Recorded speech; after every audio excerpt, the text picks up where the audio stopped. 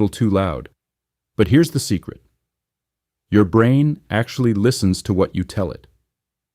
Affirmations are a simple, powerful tool to help you reclaim your narrative. Let's take 15 seconds to shift your frequency from surviving to thriving and set the tone for a successful day. The heavy morning. Sometimes you wake up and the weight of your to-do list feels heavier than your blankets. The comparison trap.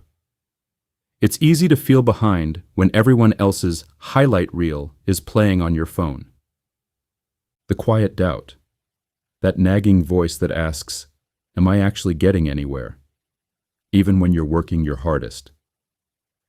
Let's be real. Some days, success feels like a mountain you're trying to climb in fog. You're doing the work, you're putting in the hours, but the results feel miles away.